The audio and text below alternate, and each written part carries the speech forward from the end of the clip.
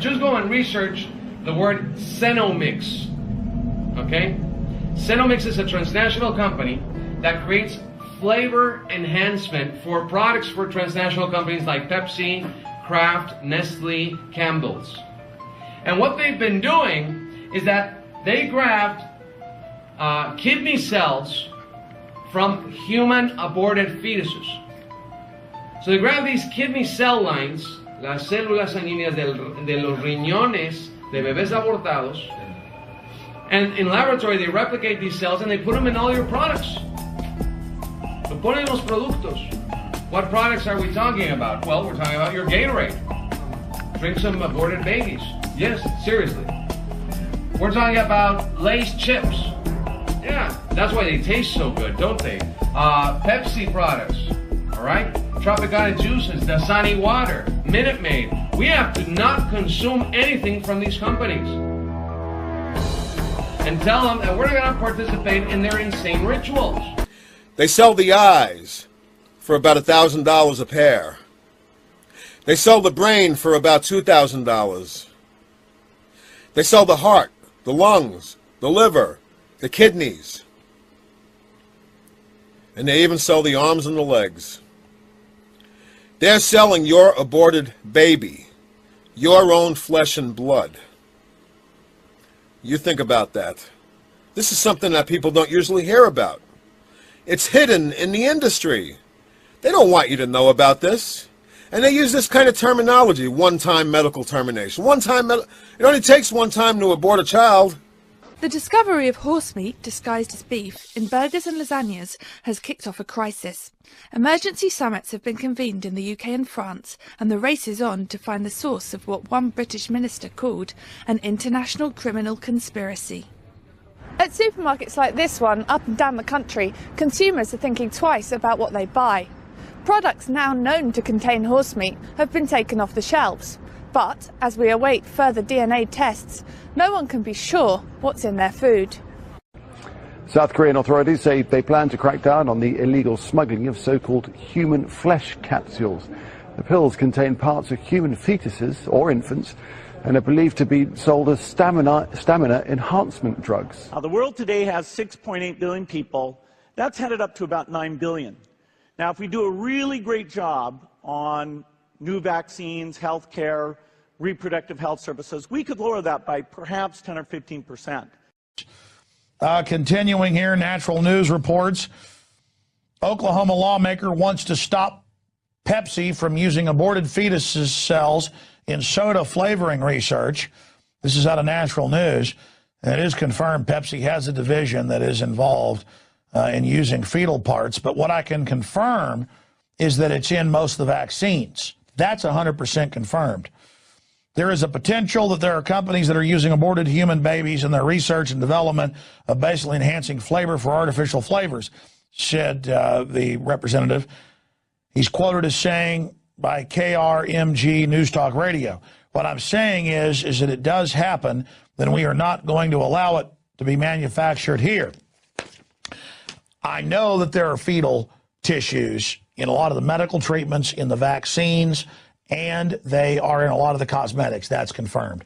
We know Pepsi's involved with companies that do use the fetal parts, and we do know that it's been tested in flavor enhancement. Nothing more delicious than eating your own dead, according to the globalist, teaching us to basically be cannibals. But regardless, this is happening.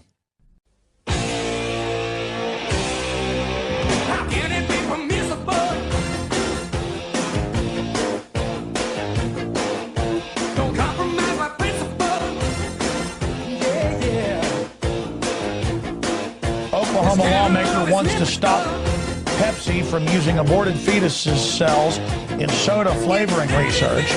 This is out of Natural News. It is confirmed Pepsi has a division that is involved in using fetal parts.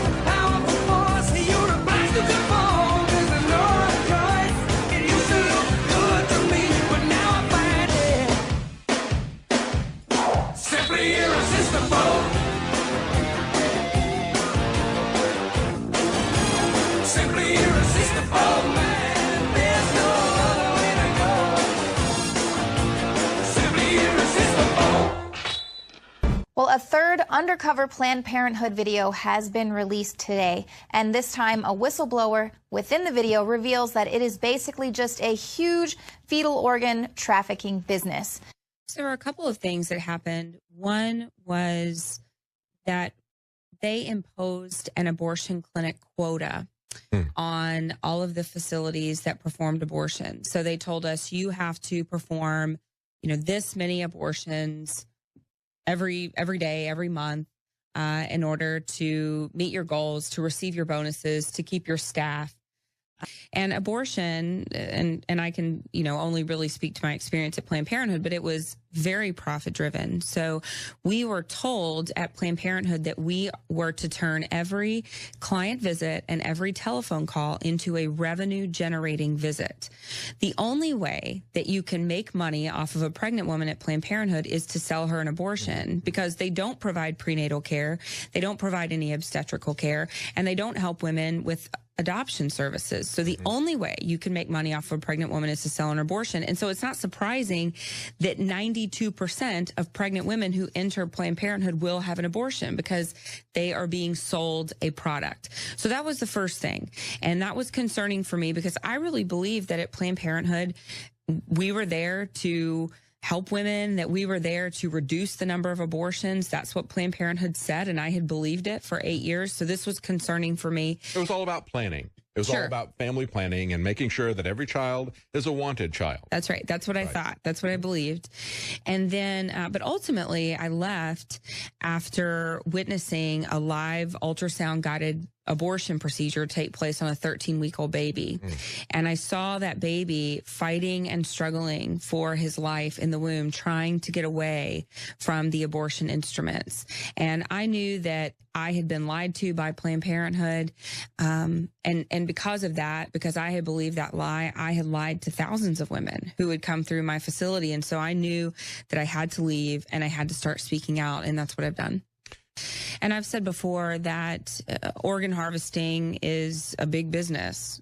Tissue harvesting is a big business. It's not just talking about fetal tissue here either. I mean, we're talking about, companies like UNOS who have millions of dollars of assets. People are profiting, organizations are profiting off of the sale and harvesting of adult organ donors as well. So, we're not just talking about babies, even though in these videos we are, but I mean, this is a symptom of a larger problem, and that is the exploitation of life. Period. And one of the things that is terrifying to me is that the abortion industry, it's not just the abortion industry. It is the abortion industry, but it's also, I read somewhere that Texas Tech received a $3 million federal grant to do embryonic stem cell research, harvesting fetal tissue and organs, NIH. I mean, all of these different groups are collecting this tissue and doing, we don't know what with it. But the scary thing is that, and really the manipulative, and I think one of the worst parts is that, when we would talk to these women who are having an abortion, we would, basically manipulate them into believing that by donating this tissue, they could be saving the lives of others. But in reality, we had no idea what that tissue was going to be used for. That was never disclosed to us at the clinic. It was just for a price. So we're going to pay you $200 per specimen, per baby, and you're going to get as many as you can. And then we're going to basically lie to our clients and say, oh no, we're this could save the lives of other people, when really we have no idea what it's being used for. Now, Planned Parenthood, they preemptively notified Congress that more of these videos would be rolling out. They said that they would probably have some videos showing footage of the clinics harvesting these fetal organs.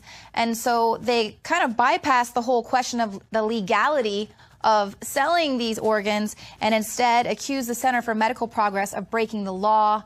They went so far as to call them the extremists and murderers. So total irony there, but basically they really want Congress to get on this because they want to hang on to that more than $700,000 that each facility receives every single year from taxpayers.